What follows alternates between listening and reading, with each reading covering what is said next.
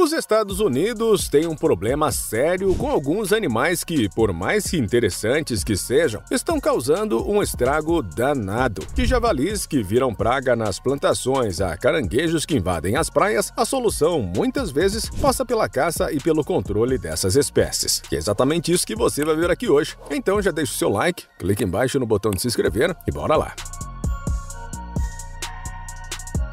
O controle dos lobos cinzentos nos Estados Unidos é um tema polêmico. No estado de Washington, por exemplo, as autoridades recentemente eliminaram os 3 lobos da alcateia de Wedge. Esse caso é mais um capítulo de um debate que divide pecuaristas, ambientalistas e cientistas. A alcateia de Wedge foi apontada como responsável por ataques ao gado na Floresta Nacional de Colville. Depois que uma loba foi abatida, os lobos restantes continuaram atacando, o que levou as autoridades a tomarem novas medidas. Nos últimos 8 anos, 34 lobos foram mortos no leste de Washington por causa de ataques aos rebanhos. Para os pecuaristas, a resposta é clara: lobos que ameaçam o gado devem ser eliminados. Mas ambientalistas e cientistas alertam que essa estratégia pode causar mais problemas do que soluções. Pesquisas indicam que métodos não letais, como cães de guarda e pastores, podem ser mais eficazes a longo prazo. Além disso, quando um lobo é retirado do grupo, a alcateia pode se desorganizar e sobreviventes podem atacar ainda mais os rebanhos, já que o gado é uma presa mais fácil do que alces e cervos. O debate ficou ainda mais intenso depois que o Serviço de Pesca e Vida Selvagem dos Estados Unidos propôs tirar os lobos cinzentos da lista de espécies ameaçadas de extinção. Mesmo com tentativas de equilibrar a convivência entre lobos e humanos, a situação continua complicada. A grande questão continua: até onde os Estados Unidos devem ir para proteger interesses humanos? E qual será o impacto ambiental dessas decisões? A piton birmanesa, uma cobra originária do sudeste da Ásia, virou um grande problema nos Estados Unidos, principalmente na Flórida. Essas serpentes gigantes chegaram ao país através do comércio de animais exóticos e se adaptaram rapidamente ao ambiente do Parque Nacional Everglades, onde estão causando um grande desequilíbrio na natureza. Com força e tamanho impressionantes, essas cobras conseguem engolir animais que pesam o mesmo que elas. Se alimentam de pequenos mamíferos, como guaxinins e coelhos, mas também de presas maiores, como veados e até jacarés. Por causa disso, muitas espécies nativas estão desaparecendo, o que preocupa especialistas. Para tentar controlar a situação, a Flórida criou programas de caça com recompensa, como o Florida Piton Challenge, que atrai competidores do país todo e até de outros lugares do mundo. A ideia é reduzir o número de cobras e proteger o meio ambiente. Mas essa missão não é simples. As pitons se escondem muito bem e ficam longos períodos imóveis, o que torna sua localização bem difícil. Apesar de serem vistas como uma ameaça, essas cobras têm um comportamento surpreendente. São mães dedicadas. Depois de botar os ovos, as fêmeas se enrolam ao redor deles por cerca de 2 a 3 meses para garantir a proteção e o nascimento dos filhotes. Esse cuidado é raro entre serpentes e tem chamado a atenção de cientistas. A discussão sobre como lidar com essa invasão continua. Alguns acreditam que a caça é a melhor saída, enquanto outros defendem métodos mais cuidadosos para controlar a situação. Enquanto isso, as pitons seguem se espalhando pelos Everglades, um lembrete de como mudanças feitas pelo ser humano podem gerar consequências inesperadas na natureza. Os gansos canadenses são aves muito conhecidas e admiradas em Massachusetts, mas o aumento da população tem causado conflitos com os moradores. Para tentar equilibrar essa convivência, o estado criou um programa de caça regulamentada, feito especificamente para controlar o número dessas aves. A caça aos gansos já acontece há muito tempo, mas hoje é rigidamente controlada. Em Massachusetts, o Conselho de Pesca e Vida Selvagem definiu períodos específicos para a caça, chamados de temporadas precoce e tardia, que acontecem antes e depois da migração das aves. O objetivo é focar nos gansos que vivem na região o ano todo, pois são eles que mais causam problemas, como destruição de áreas verdes e conflitos em cidades. Pesquisas mostram que, para manter a população sob controle, seria preciso capturar entre 30% e 35% dos gansos a cada ano. Porém, esse número está em torno de 25%. Além disso, algumas cidades dificultam a situação ao proibir a caça, criando áreas onde os gansos podem se reproduzir livremente. Para controlar contornar esse problema, algumas medidas criativas foram adotadas. Campos de golfe, pistas de corrida e até espaços públicos começaram a permitir a presença de caçadores, sempre seguindo regras rígidas. Essas parcerias ajudam a reduzir os bandos de gansos em locais onde eles causam mais impacto, sem ultrapassar os limites da legislação. Apesar de ser um assunto polêmico, a caça regulamentada é vista como uma solução necessária para manter o equilíbrio entre a natureza e a qualidade de vida das pessoas. Um grupo de 4 caçadores do Mississippi, nos Estados Unidos, viveu uma experiência impressionante ao capturar um jacaré gigantesco. O animal pesava cerca de 1,8 toneladas e media mais de 4 metros de comprimento. Segundo o jornal Washington Post, esse foi o maior jacaré já registrado no estado. A caça de jacarés no Mississippi é regulamentada para evitar que a população desses animais cresça demais e cause problemas ambientais ou de segurança. Todo ano, o governo sorteia licenças que permitem a captura de um número limitado de jacarés nos rios da região. Dessa vez, o grupo encontrou o jacaré no rio Yazoo. A captura foi uma verdadeira batalha e durou cerca de 7 horas. O animal quebrou várias linhas de anzóis e até partiu uma vara de pesca ao meio. Os caçadores precisaram de mais de 10 anzóis para segurá-lo, mas ele resistiu o máximo que pôde. No final, conseguiram prendê-lo com uma corda ao redor do pescoço e seguiram o método permitido pelo estado para abatê-lo. Depois da captura, cerca de 150 quilos de carne foi doada para instituições que ajudam pessoas carentes. A cabeça do animal foi usada como troféu por um dos caçadores e o couro dividido entre os 4 participantes da caçada. Os texugos são animais escavadores que fazem parte da mesma família das doninhas. Em Indiana, nos Estados Unidos, eles se tornaram um problema em muitas regiões. Apesar de serem importantes para o equilíbrio da natureza, suas tocas profundas podem causar prejuízos em plantações, estradas e até áreas urbanas. Além disso, quando se sentem ameaçados, podem reagir de maneira agressiva. Esses animais preferem campos abertos, mas também aparecem em fazendas e florestas. Embora sejam mais comuns no norte do estado, já foram vistos em quase 80 condados, incluindo Posey County, no sul. Só que essa convivência nem sempre é pacífica. Muitos texugos acabam atropelados ou causam transtornos ao cavar buracos que prejudicam o solo, deixam terrenos instáveis e podem até danificar fundações de casas. A caça de texugos é um assunto delicado. Nos Estados Unidos, o controle de algumas espécies é necessário para evitar impactos ambientais e riscos à segurança. Em Indiana, esses animais são protegidos por lei estadual, mas há exceções. Quando suas escavações trazem prejuízos para fazendeiros ou moradores, é possível pedir permissão para removê-los, sempre seguindo regras específicas e com acompanhamento de especialistas. Além dos danos ao solo, texugos também caçam pequenos animais, como esquilos, coelhos e aves, o que pode causar desequilíbrio em algumas áreas. Apesar disso, eles também ajudam no controle de pragas, o que divide opiniões sobre o melhor jeito de lidar com a espécie. Por isso, a caça controlada e o monitoramento desses animais são medidas usadas para tentar manter um equilíbrio. Afinal, quando se trata de relação entre humanos e a natureza, sempre existe um desafio a ser enfrentado. O leão da montanha, também chamado de puma ou onça parda, é um dos maiores felinos das Américas. Esse animal pode ser encontrado desde o Canadá até o sul da Argentina, vivendo em montanhas, florestas e até desertos. Nos Estados Unidos é mais comum em estados como Colorado, Montana, Wyoming e Califórnia. Mas a convivência com os humanos nem sempre é pacífica, e a caça regulamentada tem sido adotada para evitar conflitos. A caça desse felino é permitida em vários estados americanos, como Washington, Nevada, Arizona, Utah, Idaho, Montana, Colorado e Texas. As regras variam de acordo com cada local, sempre com o objetivo de controlar a população e reduzir ataques a animais domésticos e rebanhos. Recentemente, um caso chamou a atenção. O ex-jogador de futebol americano Derek Wolfe caçou um leão da montanha no Colorado e divulgou as imagens nas redes sociais. E isso gerou discussões sobre a necessidade desse tipo de prática. O leão da montanha tem um papel importante na natureza. Ele se alimenta de cervos, alces e outros herbívoros, ajudando a manter o equilíbrio ambiental. Mas a redução de áreas naturais tem feito esse felino se aproximar mais das cidades, aumentando os casos de ataques a animais domésticos e até humanos. Por isso, a caça controlada continua sendo um tema debatido, dividindo opiniões entre a preservação da espécie e a proteção das comunidades.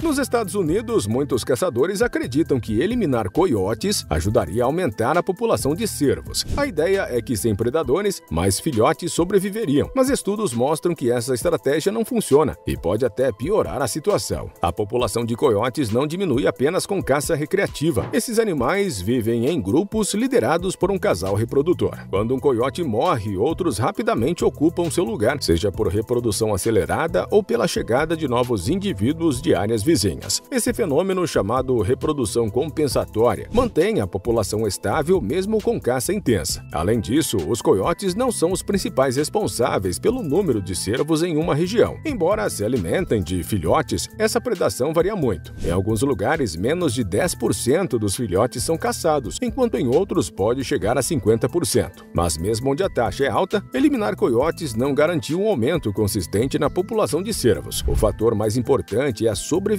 das fêmeas adultas. Mesmo com essas evidências, muitos caçadores continuam atirando em coiotes. Parte disso vem da crença de que estão ajudando a equilibrar a natureza. Além disso, predadores sempre foram vistos como uma ameaça, especialmente quando atacam gado ou caças valorizadas. Em vez de focar na caça aos coiotes, especialistas sugerem que caçadores e gestores de vida selvagem priorizem medidas mais eficazes, como o manejo adequado de caça de cervo e a proteção de fêmeas adultas, ações que, segundo eles, podem ter um impacto muito maior no equilíbrio da natureza. Uma invasão inusitada tomou conta de Genada Isles, um subúrbio de Fort Lauderdale, na Flórida. De 60 a 100 coelhos cabeça de leão se espalharam pelos quintais da vizinhança. Esses bichinhos, conhecidos pela juba fofa, são resultado de uma criação ilegal que saiu do controle. Tudo começou quando uma moradora que criava os coelhos em casa se mudou e soltou alguns deles. 2 anos depois, a população explodiu. O grande problema é que esses coelhos não são adaptados à vida selvagem. Como são domesticados, não sabem se defender de carros, gatos, falcões ou do calor intenso da Flórida. Além disso, se reproduzem rápido demais. Uma única fêmea pode ter de 2 a 6 filhotes por mês, o que faz a situação piorar rapidamente. Diante desse cenário, moradores como Alicia Griggs tentaram resolver o problema por conta própria. O objetivo é arrecadar entre 20 mil e 40 mil dólares para contratar uma empresa especializada em resgatar, castrar e realocar os coelhos. Mas a missão não é simples. Segundo Monica Mitchell, do East Coast Rabbit Rescue, poucos veterinários atendem coelhos e muitas pessoas desistem da doação quando percebem o trabalho que esses animais exigem. Enquanto o impasse continua, os coelhos seguem se multiplicando e já são vistos como uma praga. Esse caso serve de alerta sobre os riscos da criação ilegal de animais e mostra a importância de agir rápido para evitar que um problema pequeno tome proporções ainda maiores. No início do século XX, os corvos eram raros nas planícies dos Estados Unidos, mas com a expansão da agricultura e o plantio de milho, trigo e sorgo, essas aves encontraram fartura nos campos. Regiões onde quase não existiam corvos passaram a ser tomadas por milhões deles. No Kansas, por exemplo, bandos gigantes começaram a aparecer no inverno, algo que não acontecia antes de 1912. Os fazendeiros que nunca tinham lidado com tantos corvos começaram a vê-los como uma ameaça às plantações. Naquele tempo, a caça era uma questão de sobrevivência, mas logo os corvos passaram a ser considerados pragas. A partir daí, métodos radicais de controle foram adotados. Entre as décadas de 1930 e 1950, a situação ficou extrema. No Kansas, dinamite era usada para explodir áreas onde corvos dormiam, matando milhares de uma só vez. Em 1952, uma grande explosão no condado de Stafford marcou o fim dessas ações. Nos anos 1980, bulldozers foram usados para derrubar árvores e destruir os locais onde as aves se abrigavam. O governo também incentivou a caça. Durante a Grande Depressão, fazendeiros recebiam munição gratuita para eliminar corvos. Em estados como Oklahoma e Texas, milhões de aves se agrupavam em dormitórios gigantes, aumentando a preocupação com os danos causados. Nos anos 1950 e 1960, a caça ao corvo ficou mais sofisticada. Aparelhos eletrônicos começaram a imitar sons dessas aves, atraindo-as para emboscadas. Além disso, iscas mecânicas em formato de coruja ajudavam a atrair os bandos. Hoje a caça ao corvo continua em algumas regiões dos Estados Unidos, mas com regras mais definidas. O que começou como uma necessidade virou uma tradição para muitos caçadores, que seguem buscando novas estratégias para atrair e abater essas aves. O peixe-leão, com suas listras marcantes e espinhos venenosos, pode parecer inofensivo, mas se tornou um grande problema no Oceano Atlântico. Originalmente do Indo-Pacífico, ele apareceu nas águas da Flórida em 1985 e desde então se espalhou pelo Caribe e pelo Golfo do México, ameaçando a vida marinha. O grande problema é que esse peixe se reproduz sem parar. As fêmeas podem liberar até 2 milhões de ovos por ano, e como ele não tem predadores naturais na região, sua população cresce sem controle. Além disso, é um caçador implacável, se alimentando de mais de 100 espécies de peixes e competindo diretamente com garoupas e pargos. Com isso, recifes de corais e ecossistemas inteiros ficam em risco. Para conter essa invasão, os Estados Unidos adotaram uma estratégia direta: a caça submarina. Mergulhadores armados com lanças capturam esses peixes para reduzir sua população. Além disso, equipamentos especiais como armadilhas de agregação de peixes ajudam a capturar grandes quantidades sem afetar outras espécies. Mas o peixe-leão também virou um negócio. Restaurantes e mercados começaram a vendê-los como uma iguaria. Eventos como a Fish Affair, Malicious but Delicious, realizado no Santuário Marinho de Grays Reef, incentivam as pessoas a consumi-lo, transformando um problema ambiental em oportunidade. A luta contra o peixe-leão continua, seja pela caça, pelo consumo ou por novas tecnologias. A meta é reduzir essa ameaça e proteger os ecossistemas marinhos. Esse caso mostra como uma espécie pode se tornar um perigo quando sai do seu habitat natural, exigindo soluções rápidas para evitar danos irreversíveis.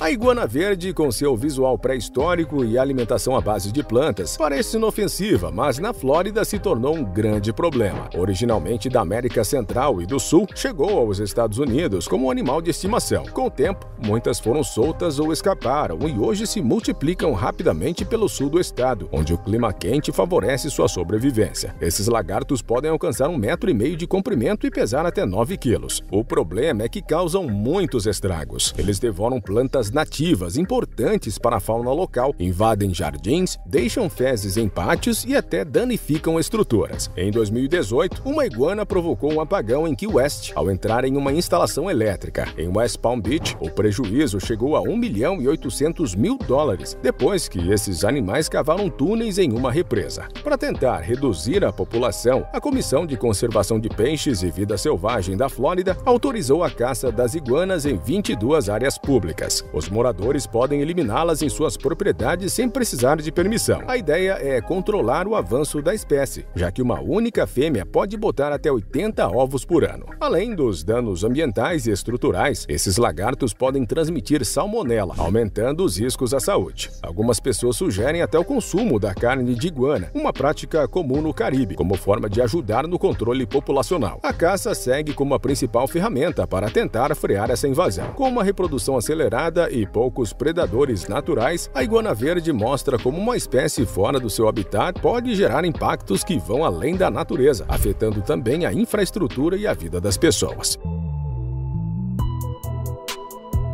Os javalis, também chamados de porcos selvagens, estão causando prejuízos enormes nos Estados Unidos. Com uma população estimada em 6 milhões espalhados por 35 estados, esses animais destroem plantações, florestas e pastagens, além de transmitir doenças para humanos e animais domésticos. No Texas, onde vivem mais de 2 milhões, o problema é ainda maior. A caça se tornou a principal estratégia para tentar controlar essa invasão. Em vários estados, caçadores são incentivados a eliminar javalis, que se reproduzem rapidamente e são difíceis de rastrear. Muitos fazendeiros relatam que esses animais conseguem devastar plantações inteiras em apenas uma noite. Para lidar com isso, há quem use armadilhas, cães de caça e até helicópteros para capturar grandes grupos de uma vez. Além da caça esportiva, o comércio de carne de javali tem ganhado força. Restaurantes e mercados começaram a vender a carne como alternativa sustentável. No Texas, por exemplo, a carne desses animais é processada e distribuída para diferentes estados, ajudando a transformar os problemas em uma oportunidade econômica. Apesar disso, os javalis continuam se espalhando e desafiando as tentativas de controle. Em algumas regiões, até cercas reforçadas e técnicas avançadas de rastreamento não têm sido suficientes para conter os estragos. Com isso, novas abordagens estão sendo discutidas, desde o uso de tecnologias como drones para monitoramento até estratégias de manejo mais rígidas. Enquanto especialistas estudam formas mais eficientes de conter a espécie, caçadores seguem na linha de frente, tentando impedir que os javalis dominem ainda mais territórios.